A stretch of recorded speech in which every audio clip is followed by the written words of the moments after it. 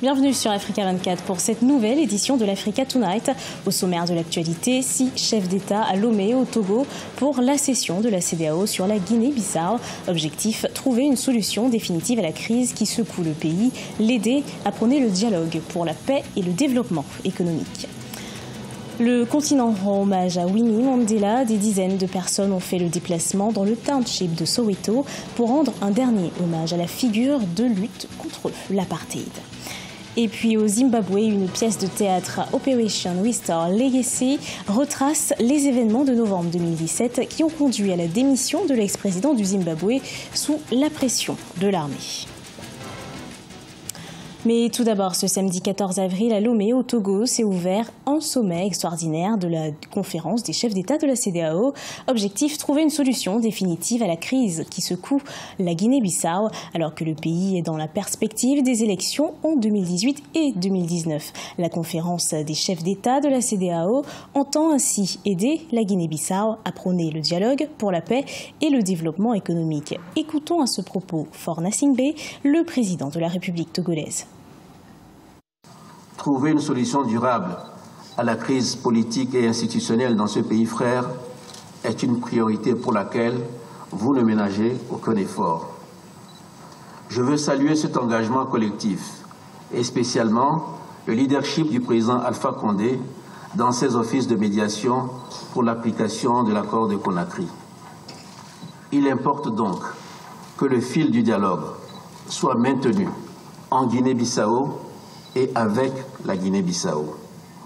Nos frères bissau-guinéens peuvent compter sur notre présence attentive à leur côté, jusqu'à ce qu'ils parviennent à une solution concertée pour aider le pays à renforcer ses institutions et donner à l'État les moyens de fonctionner efficacement et dans le respect des lois.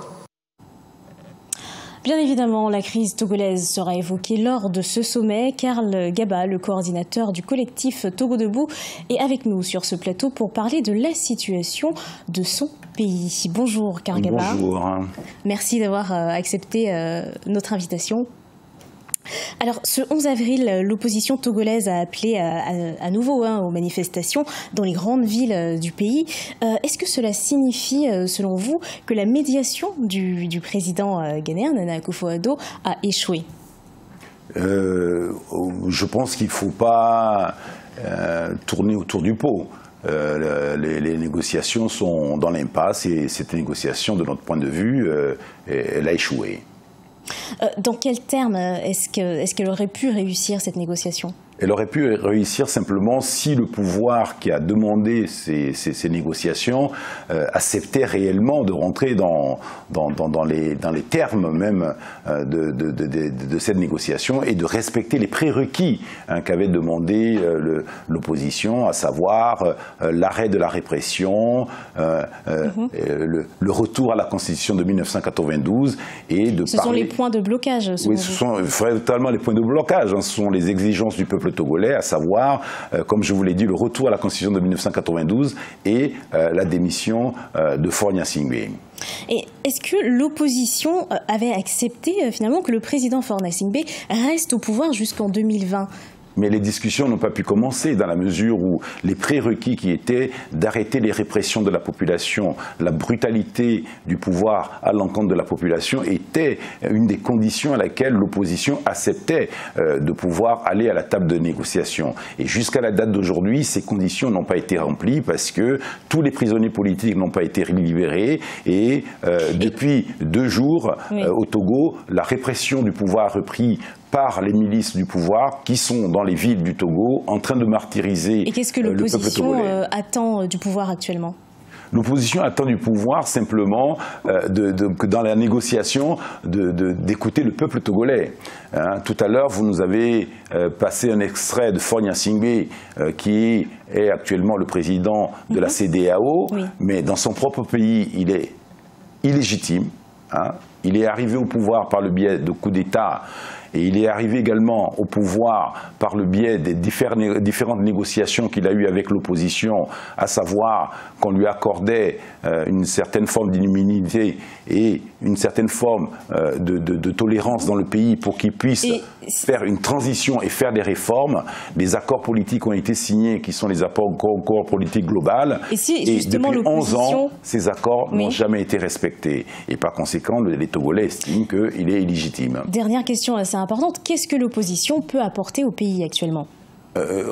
Ce que nous demandons dans les négociations qui sont entreprises actuellement et dans toute la mobilisation du peuple togolais, ce qu'on est en train de demander, c'est de faire une transition politique au Togo, une transition sans Faure Gnassingbé, car Faure Gnassingbé, comme je vous l'ai dit, reste illégitime. Et lors de cette transition, c'est de rétablir vraiment un état de droit au Togo, refaire les institutions, imposer la nouvelle constitution qui a été votée en 1992 par le peuple togolais, par 90% de la population togolaise, remettre en marche tout le pays, que ce soit sur le plan législatif, sur le plan économique, et à partir de là, le Togo retrouvera un nouveau souffle, mais sans Faure Gnassingbé. Merci beaucoup Karl Gaba d'avoir accepté notre invitation. Merci à vous. Je vous remercie.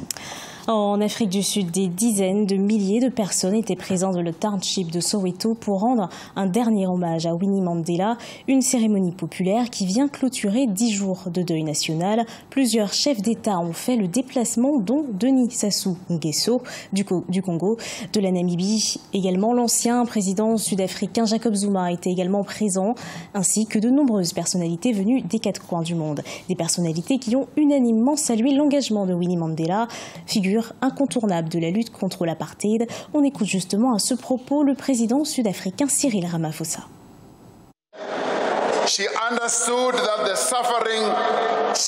La vie de Mama Winnie a été marquée par le service pour le bien-être du peuple. C'était une vie de compassion. Et comme tous les grands leaders de sa génération, elle a su faire de ses souffrances une véritable force. N'écoutant que sa conscience et ses convictions, elle s'est engagée et a fermement résisté à l'apartheid. Elle a eu l'audace de prendre la parole alors que beaucoup se sont réfugiés dans le silence. Elle a eu l'audace d'organiser, de mobiliser et de guider les résistants alors que certains s'étaient avoués vaincus. C'était une femme africaine qui, dans son attitude, ses mots et ses actions, a défié l'idéologie de l'apartheid et celle de la supériorité blanche.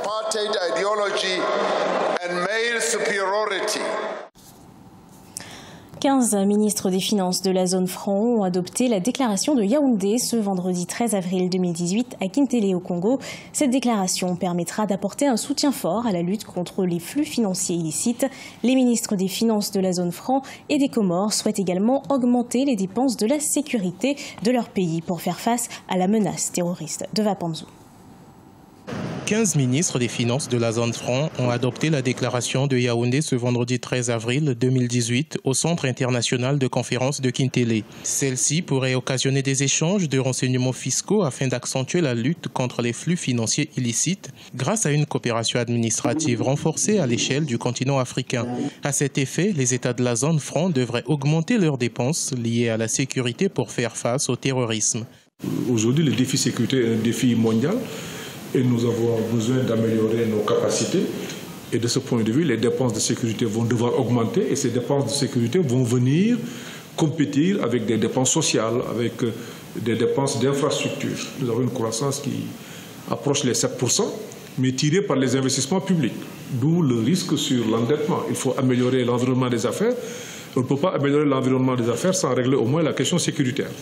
Aujourd'hui, l'endettement constitue une importante vulnérabilité. Ainsi, la volonté des États de la zone franc à demeurer ensemble vise à mobiliser les ressources intérieures, à adopter une politique fiscale commune et à éviter les dépenses, les exonérations. La croissance de la zone UEMOA est supérieure ou égale à 6% pour la 6e année consécutive. Cette zone possède 8 000 milliards de francs CFA de réserve de change, équivalent à 5,3 mois d'importation, contre 3 mois seulement pour la zone CEMAC. Il faudrait que nous puissions diversifier nos économies. On a connu une croissance forte par le passé, mais cette croissance a été soutenue par un secteur, le secteur des ressources naturelles.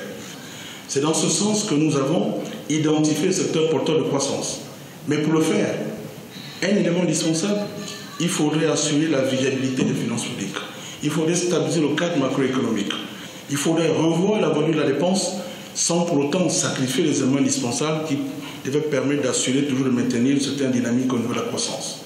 Le franc CFA se porte bien, mais cela ne signifie pas qu'il est invulnérable. Les vulnérabilités ne sont pas liées à la monnaie, mais à la structure des économies des pays. Aucune dévaluation n'est envisagée car le franc CFA n'est pas surévalué. La zone franc traverse un environnement de turbulences économiques important et la solidarité des États constitue une garantie pour la protection des pays concernés. La vie réelle sous le prisme du théâtre. Au Zimbabwe, la pièce Operation Restore Legacy sur la scène du théâtre d'Harare retrace la fin de la présidence de Robert Mugabe. La pièce s'est jouée à guichet fermé à travers le pays. C'est un sujet d'Ashley Duprat.